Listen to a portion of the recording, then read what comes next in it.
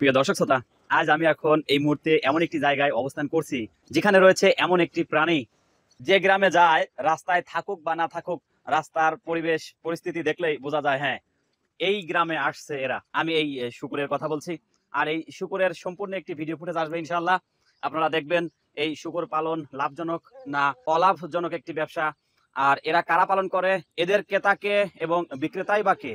যাদের আমরা দেখি সেই বড় বড় ছাতা নিয়ে ঘোরাফেরা করে, রোদ বৃষ্টি ঝড়ের দিনেও যারা পরিশ্রম করে যায়, তাদের জীবন ইতিহাস শুনবো, তাদের মুখ থেকে গল্প শুনবো এই শুকর নিয়ে। আমি আপনাদের দেখাতে চলছি গ্রাম বাংলার জমিনে হেঁটে বেড়ায় একই কালারের প্রাণীগুলো আবর্জনা খেয়ে পরিষ্কার পরিচ্ছন্ন করে দেয় আমাদের এই বাংলার জমিন, সেই সাথে উর্বরতা বাড়িয়ে দেয় তাদের বৃষ্টা।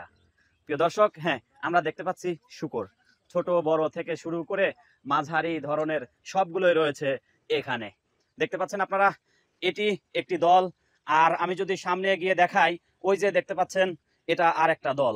আমার এক ভাই সে জানালো, ভাই আপনার একটি তথ্য দিই, সেটা হলো 100 গ্রাম থেকে শুরু করে 100 কেজি পর্যন্ত রয়েছে এদের ওজন।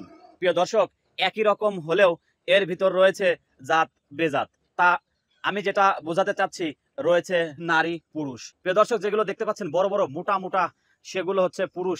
যেগুলো দেখতে পাচ্ছেন সাইজ একটু ছোট, সেগুলো হচ্ছে নারী। আমি এক ভাইয়ের কাছ থেকে জানবো, ভাই একটা শুকুর কতদিন বাঁচতে পারে? 20 বছর তারা নিশ্চিতভাবে বেঁচে থাকে।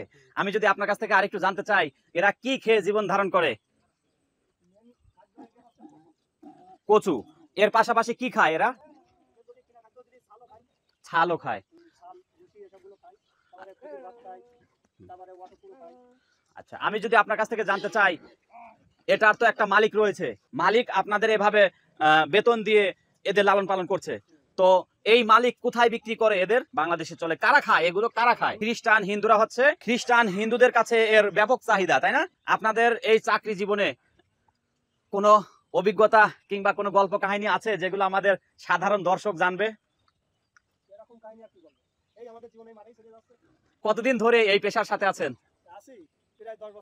প্রায় 10 বছর ধরে। আচ্ছা, এই 10 বছরে কি কখনো মনে হয়েছে কি কাজ করছি, কেন আছি এখানে? আশপাশের লোকজন দেখি কত সুন্দর সাজুগুজু করে ঘুরে বেড়ায়, সকাল থেকে সন্ধ্যা পর্যন্ত কাজ করে, সন্ধ্যায় সে নবাব।